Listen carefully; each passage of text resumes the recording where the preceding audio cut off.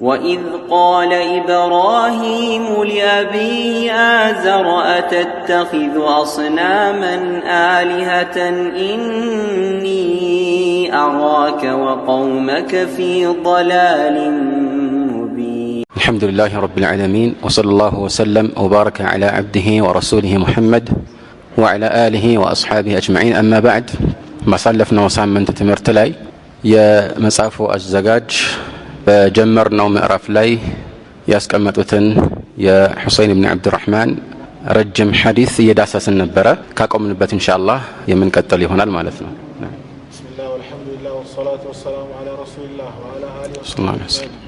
قلت حدثنا عن بريد بن حسين رضي الله عنه أنه قال لا رقية إلا من عين أو حمى، فقال قد أحسن من انتهى إلى ما سمع. نعم، እዚህ ላይ ያው ሁሰይን ኢብኑ አብዱራህማን ሌሊት በመነደፈው የተነሳ ሩቃ እንዳደረገ ወይም ደግሞ የሚባልን የቃል ዱዓ በራሱ ላይ አድርጎ ምናልባትም መጥፋት ካለበት ተፍቶ ያ የተነደፈውን ቦታ እንዳበሰ ተናከረና ለዚህ ያበቃው ምን እንደሆነ ሰዒድ ኢብኑ ጁበይር ሲጠይቀው ሻዕቢ የነገረን ሐዲስ አለ عمر بن شرحبيل أو شراحيل ذا حديث لا رقية إلا من عين أو حمى بلوال من التنيا عليه الصلاة والسلام لا عين ويمدقمه لا من ندف قال هنا بكر رقية إلا بلوال بزوج يميلوت لنزيه لولت علامات اندميا قلقلونا اندمي تقمو لليلا نقرأ يتقمن مالتنا بلوالنا بزيه يتنسانو إهنن يادركوت سيلو سعيد بن جبير قد أحسن من انتهى إلى ما قد سمع عند سو باوقው ወይም በሰማው ነገር ላይ ተመርኩዞ በዛ ላይ መብቃቃቱ ተገቢ እንደሆነ ስተክስለት ይሄን ያደረገ ሰው መልካም ሰርቷል ይላል እና ያው የሰማው ድረስ ወይም ደግሞ ከረሱላህ ሰለም የተዘገቡ ዘገባዎችን ሰምቶ በዚያ ላይ መመርኮዙ የሚያስመሰግነው ነው። ከዚያ አላለፈም እና እሱ ከዚህ ጉዳይ ጋር በተያያዘ ያለው ዕውቀት የተለየ ቢሆንም ግን ምንም ቢሆን ሁሰይን ኢብኑ አብዱራህማን ይሄንን ያደረገው የሆነ ዘገባ ላይ ተመርኩዞ ከመሆኑ አንፃር አወደሰው ማለት ነው። ይሄ ትልቅ ትምህርት ይሰጠናል። እሱ ምንድነው? አንድ ሰው በትክክለኛ መረጃዎች ላይ ተመስርቶ ምናልባት በእኛ እይታ ትክክለኛ ያልሆነ መድረሻ ላይ ቢደርስ መነሻው ትክክል እስከሆነ ድረስ ሊወገዝ አይገባም። ዋናው ባወቀው ነገር ላይ ተመርኩዞ ተግባር መተግበሩ ነው። በተቃራኒው ደግሞ አንድ ሰው እንዲሁ በግምት ወይም ያለ ዕውቀት አንድ ነገር ሊሆን ይችላል በሚል መስራቱን የሚያወግዝ ነው። ምክንያቱም ማንኛውም ነገርን አስመልክቶ ስለዚያ ዕውቀት ሳይኖረን አምልኮ ዘርፍም ይሁን ሌላ ነገር በዚያ ውስጥ መግባት ተገቢ አይደለም።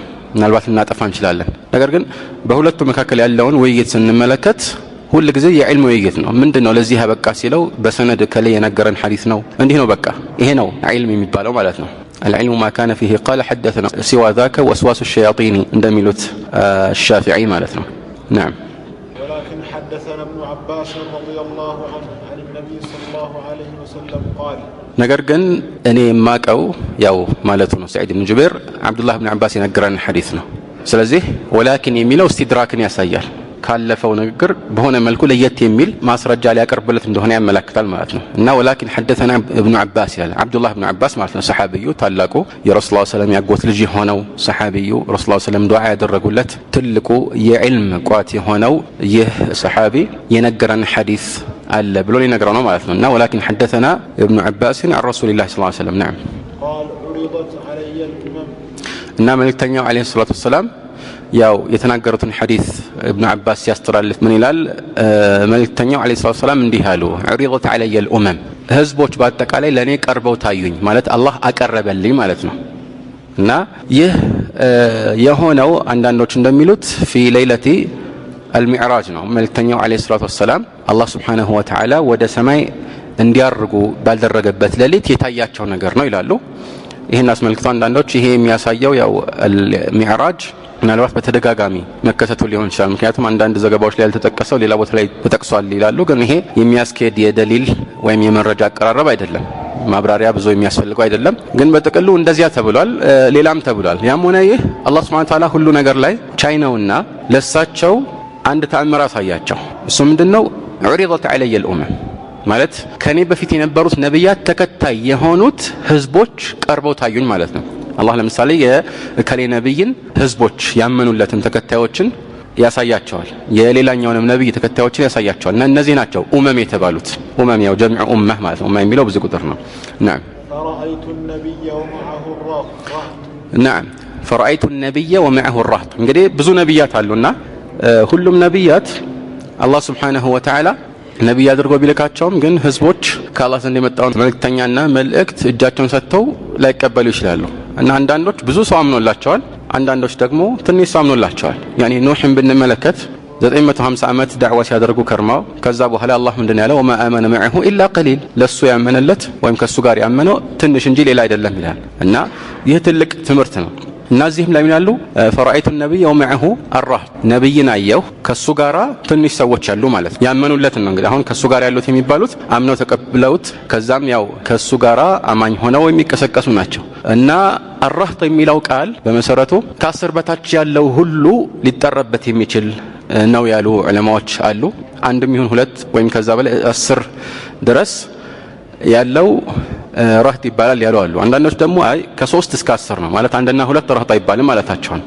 ግልጽ ነው እና ይሄ ደግሞ የተሻለ መሆኑን የሚያሳየው አለፍ ብሎ መልእክተኛው አለይሂ ሰላቱ ወሰለም ወማعه الرجل والرجلان ማለት አንድ ወይ ሁለት ሰው ዋው እዚህ ቦታ ላይ بمعنى አው ነች ይላሉ ማለት ومعه الرجل او الرجلان ማለት ነው ከሱ ጋር አንድ ወይ ሁለት ነብይ ከሱ ጋር አንድ ወይ ሁለት ያመነ ሰው ያለ ነብይን ተመለከትኩ ይላሉ በቃ ያመነለት ያ ሁሉ ዳዕዋ አድርጎ ወይ አንድ ወይ ሁለት ነው ማለት ነው المهم እዚህ ላይ فرأيت الرجل النبي ومعه الرهط የሚለው في صحيح مسلم ያለው ዘገባ ላይ الرهيط ነው የሚለው على التصغير ማለት ነው ለምንድነው የተጠቀስኩት ይሄንን ምክንያቱም የመጽሐፉ አዘጋጅ የመረጡት ዘገባ في الظاهر የሙስሊምን ዘገባ ነው ይሄ ሰፊው ዝርዝር ዘገባ في صحيح مسلم የተዘገበው ዘገባ ራሱ ነው ግን እዛ ላይ ደግሞ ስናይ ምናልባት አንዳንድ ጊዜ ያው اختلاف النسخ ብሎም ሪዋያ ራሱ صحيح مسلم ኪታብን ድሮ ሰዎች ሲያስተላልፉ ልክ እንደ አንድ ሐዲስ ኪታቡን በአጠቃላይ በሰነድ ነበር የሚያስተላልፉት ሰምተው ከዛ በኋላ ሌሎች ነበር የሚያስተላልፉት እና በዛ ሁኔታ ላይ አንዳንድ የቃላት ልዩነት ሊኖር ይችላል ወይም የአጻጻፍ ልዩነት ሊኖር ይችላል ግን ያው በእጃችን ባለው في صحيح مسلم ዘገባ ላይ الرهيط ነው የሚለው الرهيط ያው ትርጉም አንፃር የሚያስከትለው ሊዩነት ኖሮ አይደለም ግን ተስጊር ነው ያው ትንሽነታቸውን ለማሳየት ነው الرهيط የሚባለው ተስጊር ይሄኛው የቃል አወቃቀር በአረቦች ዘንድ ያንድ ነገር አናሳነት ለማሳየት የሚቀርብ ነው ማለት ነው نعم والنبي ومعه الرجل والرجلان نعم እንደዚሁም رأيت النبي ማለት ነው እና ነብይን አየሁ ከሱ ጋራ معه الرجل والرجلان አንድ ሁለት ሰዎች አሉ አው ማለት ነው ብያችኋለሁ ዋው እዚህ ላይ እና ከዛ ውጭ ያመነለት የለም ማለት ነው ይሄ የሚያሳየው ቅድም ተቆምኩት አንድ ወይ ሁለት የሚለው الرهط የሚለው ውስጥ የሚገባ ቢሆን ኖሮ ለብቻው መጥቀስ አያስፈልጋቸውም ስለዚህ ከቋንቋ አንፃር الرهط የሚለው ከ3 ነው የሚጀምረው የሚለውን መልእክት ያስተላልፍልናል ለምን አንድና ሁለትን መልእክተኛው ለብቻው ጠቅሰው ስላገኘን ማለት ነው እና والنبي ليس معه احد እንደዚሁም አንድ ሌላ ነብይንም አየሁ ليس معه احد ከሱ ጋር አንድም የለም ማለት ዳዕዋ አድርጎ ተጣርቶ ያመነለት ጭራሽ የሌለ የሆነ ነብይ አለ ማለት ነው ይሄ እንግዲህ ትልቅ መልእክትን ያስተላልፍልናል ከዚህ ጋር በተያያዘ አንድ ሁለት ነጥቦችን ማንሳት ተገቢ ይሆናል የመጀመሪያው ይህ ነብይ የሆነ ዳዕዋ እንደሚያደርግና ህዝቦቹን ወደ እውነታ እንደሚጣራ ያሳያል ለምን እንደዚህ ምላቸው ምክንያቱም አብዛኛዎቹ ዑለማዎች በረሱልና በነብይ መካከል ያለውን የትርጉም ልዩነት አስፈልክቶ የሚሉት النبي ማለት من اوحي اليه ولم يؤمر بتبليغه ይላሉ ረሱል ደግሞ من اوحي اليه وامر بتبليغه ነብይ የሚባለው ወደሱ ወህይ ወርዶለት እንዲያስተላልፍ ያልታዘዘ ሲሆን ረሱል ግን ወህይ ወርዶለት እንዲያስተላልፍ ታዟል ይሄኛው አስተላልፍ ብሏል ማለት ዳዕዋ አድርጓል ይሄኛው ግን ዳዕዋ እንዲያደርግ አልታዘዘም ይላሉ እና ይሄኛው ምን እንኳን ብዙዎች መረጡት ቢሆንም አንዳንድ ታላላቅ ሊቃውንት አልተቀበሉትም እና ቁርአን ላይ ለምሳሌ ወከም أرسلنا من نبي في الأولين ይላል ልበል ነብይ ነው ያለው ግን አርሰልና ይላል ስለዚህ ነብይ ሙርሰል ነው አሁን እኛ የምንነጋገረው ስለ ቋንቋዊ ትርጉሙ አይደለም ልበል ለምን ምክንያቱም ቋንቋዊ ትርጉሙ የሆነ የሚያስተላልፈው መልእክት ቢኖርም በሸሪዓ ያ ነገር ወይ ሊጠብ ወይ ሊሰፋ ይችላል ይሄ የተለመደ ነው ከዚህ አንፃር ነው ይሄኛው ቃል ሉገተን እንደዚህ ነው ሰላሐን ወይም ሸርዓን እንደዚህ ነው ብለን ሁሉ ጊዜ የምናብራራው ማለት ነው እና ነብይ የሚባለው አስሉ ነብይ ነው ይላሉ ነብይ ማለት ምንድነው على وزن فاعل ነው የሚፈለግበት معنى المفعول ነው يعني منبأ ነው ማለት ነው እና አላህ Subhanahu Wa Ta'ala ይነግረዋል ወህይ ያወርድለታል ማለት ነው ከዚህ ነው የተነሱት ረሱል ግን على معنى فاعل ይመጣል ወዝኑ ያው فاعل ነው على معنى فاعل ይመጣል او على معنى مفعول አድራጊን ሊያመላክት ይችላል ወይም ደግሞ ድርጊትን ተቀባይን ሊያመላክት ይችላል ሁለቱ ነው ግን እዚህ ላይ የሚፈለግበት ያው ረሱል ማለት ሙርሰል ነው መፍዑል ነው ማለት ነው አላህ ይላከው ነው እና ከዚህ ቃል ተነስተው ይመስላል ብዙዎች ዑለማዎች ይህን አቋም የመረጡት። ግን ይህን አስመልክቶ طبعا ብዙ መብራሪያ ሊኖር ይችላል የትኛው ነው የተሻለው አቋም የሚለው። ግን ይሄኛው ሐዲስ ምናልባት የአብዛኛዎቹን ዑለማዎች አቋም የማይደግፍ ሊሆን ይችላል። ማለት ያው የውዝግብ ርዕስ ሁሌም ያለ ነው የታወቀ ነው። ዑለማዎች በተለያዩ ጉዳዮች ላይ ከመረጃ አንፃር ሊወዛገቡ ይችላሉና ተቀባይነት ያለው በመረጃ ላይ የተመረኮዘው ውዝግብ ቢሆንም አንዱ ከሌላው ሊያመዝን ቢችልም ግን መነሻው ትክክለኛ መነሻ እስከሆነ ድረስ አንዱ ሌላውን የሚያወግዝ አይሆንም። ይሄ የታወቀ ነገር ነው ማለት ነው። ሁለተኛው ነጥብ ደግሞ አንድ ሰው ወደ አላህ Subhanahu Wa Ta'ala ጥሪ ሲያደርግ በዚህ ረገድ የሱን ጥሪ የማይሰሙ ሰዎች ቢበዙ ወይም ጭራሽ ተገቢ ምላሽ የሚሰጥ ቢጠፋ ይህ ሊያሳዝነው አይገባም። ምክንያቱም አላህ ያከበራቸው ወህይ የሚያወርድላቸው ነብያት እንኳን አንዳንድ ጊዜ ንግግራቸውን ጭራሽ ህዝቦቻቸው ሳይሰሙ አንድም የሚያምንላቸው ሰው ሳይገኝ ወደ አኺራ ሊያልፉ ይችላል። ልክ እዚህ ላይ እንዳየነው ማለት ነው። ወነብይ ወለይሰ መዐሁ አሐድ ከሱ ጋር አንድም የለም። ስለዚህ ጉዳዩ ከህዝብ ብዛት አንፃር አይደለም። አንተ ማድረግ ያለብህ ማድረስ ነው። መልእክተኛው አለይሂ ሰላቱ ወሰለም አላህ እንደሚላቸው ኢን ዐለይከ ኢለል በላግ አንተ ላይ ማድረስ እንጂ ሌላ አይደለም፣ ግዴታ ይሄ ነው ይላሉ። እና ይህንን ግዴታህን ከተወጣህ ከዛ በኋላ በሰዎች ልቦና ውስጥ ምራቻን ማስረጽ የአላህ Subhanahu Wa Ta'ala ችሎታ ብቻ ነው፣ ያንተ አይደለም ማለት ነው። ናም إذ رفع لي سواد عظيم ከዛ በኋላ ደግሞ ያው የተለያዩ ነብያት ተከታዮች እና ምናልባት ተከታይ የለውም ነብይንም አላህ አቀርቦላቸው ካዩ በኋላ إذ رفع لي سواد عظيم ከዛ በጣም ብዙ ህዝብ ተሰበሰበበት ደግሞ ከፍ ተደርጎ ታየኝ አላህ አሳያቸው። እንግዲህ የነብያት ተከታይ ናቸው። ስለዚህ ብዙ ህዝብ ነው። ለምን سواد عظيم ሰዋድ የሚባለው ያው ከቋንቋ አንፃር ጥቁረት ነው። ግን አንድ በብዛት ሰዎች የተሰባሰቡበትን ቦታ ከሩቅ ብታየው ያው ጠቁሮ ይታያልና ከዚህ አንፃር ነው ብዛትን የሚያመላክት የሆነው። እና ሰዋድ የሚባለው የሚፈለግበት ብዛት ነው ማለት ነው። እና ብዙ ወይም ትልቅ ቁጥር ያለው ህዝብ ከፍ ተደርጎ ታየኛሉ። ናም فظننت انهم امتي የኔ ህዝበ ሙስሊም ተከታይ የኔ ተከታዮች መሰሉኝ አሉ።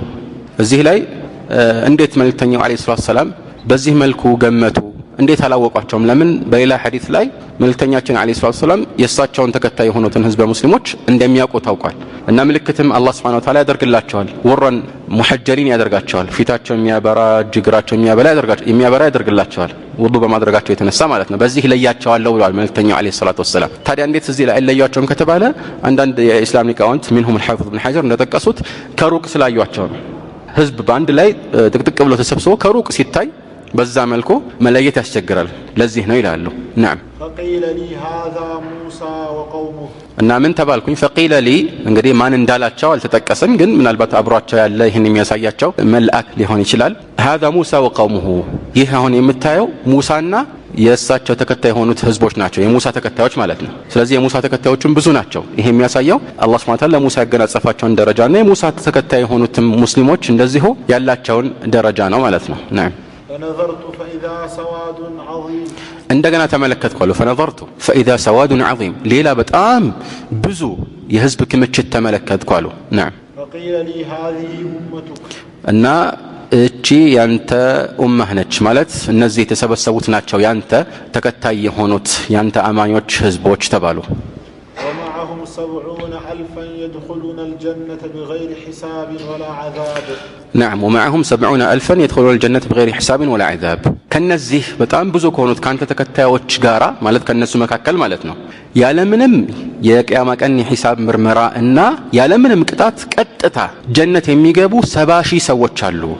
ልብ በሉ ሌሎቹ ጀነት አይገቡ ማለት አይደለም። ግን ለየት ባለ መልኩ እነዚህ ምንም ምርመራ ሳያስፈልግ ቀጥታ ሰተት ብሎ ጀነት የሚገቡ ማለት ነው። ቂያማ ቀን ስንት ነው ቁጥራቸው? 70,000 እና ከነዚህ አሁን ካያቸው ሰዎች ጋራ ወይም ከነሱ መካከል እንዲህ አይነት ሰዎች አሉ። እንግዲህ ልብ በሉ بغير حساب ولا عذاب بغير حساب የሚለው ምርመራ እንደሌለ ያሳያል። እና ይሄ አሁን እንዳልኳችሁ ቶሎ ጀነት እንደሚገቡ ያሳያል። ምክንያቱም በምርመራ የተነሳ የሚቆዩ አሉ حتى ጀነት ሰዎችም ቢሆኑ ለምሳሌ አንዳንድ ሐዲሶች ላይ ድሆች ከሀብታሞች በፊት 500 ዓመት ጀነት ይገባሉ፣ 500 ዓመት ይቆያሉ ሀብታሞች ማለት። ለምን እያንዳንዱ ያወጣው ወጪ ያገኘው ነገር ሲመረመር ያው ብዙ ጊዜ ሊፈጅ ይችላል ማለት ነው። አላህ ከፈለገ ሁሉንም ነገር በአንድ ጊዜ ያስበዋል። ሰሪዑል ሒሳብ ነው። ግን ሁሉንም ሰው አላህ Subhanahu Wa Ta'ala እሱ ራሱ ሰውየው ራሱ በሚያቀበት ሁኔታ ነው የሚያስበው እንጂ ቀጥታን ያስብ ያለው ብሎ ሁሉንም የጀነቱን የጀነት የእሳቱን የእሳት ማድረግ እየቻለ ነገር ግን የዛኔ ሁጃውን ወይም ደግሞ መረጃውን ያደርስላቸዋል። ከዚህ አንፃር ነው ማለት ነው። እና ቅጣትም ደግሞ የለባቸውም። ምክንያቱም ሙስሊም ሆኖ በሰራው ወንጀል የተነሳ የሚቀጣ ይኖራል። አላህ ይቅር የሚለው ይኖራል ሽርክ ወይም ኩፍር ላይ እስካልደረሰ ድረስ። ነገር ግን ሙስሊም ሆኖ ደግሞ ያለምንም ጥርጥር የሚቀጣ አለ። ይህ መልእክተኛው አለይሂ ሰላቱ ሰላም ተናግረዋል። እና ተቀጥቶ ግን መጨረሻው የጀነት ነው የሚሆነው። እነዚህ ግን እንደዚህ አይደሉም። እነዚህ 70 ሺዎቹ ያለምንም ሒሳብና ያለምንም ቅጣት ቀጥታ ጀነት ይገባሉ ሲባል መጀመሪያ መሆናቸውን ያሳያል። طيب ቅድሚያ ጀነት መግባታቸው ከሌሎች እንደሚሻሉ ያሳያል ወይ ከተባለ የግድ አይደለም። ምን ማለት ነው? እዚህ ላይ ሁለት አይነት ፈዲላ ወይም ደግሞ ትሩፋቶች አሉ። የመጀመሪያው ከጊዜ አንፃር ቶሎ ጀነት መግባት ነው፣ ራሱን የቻለ አንድ ትሩፋት ነው። ሁለተኛው ደግሞ በደረጃ ማለት ቆይተው ቢሆን እንኳን ከነሱ ከፍ ያለ የጀነት ደረጃ ላይ የሚኖሩም ይኖራሉ። ስለዚህ የግድ ከነሱ ጋር ያልሆነ ሁሉ ከነሱ ያነሰ ደረጃ ላይ ነው ማለት እንዳልሆነ ኢብኑል ቀይም እዚህ ላይ የሰጡት ማሳሰቢያ አለ።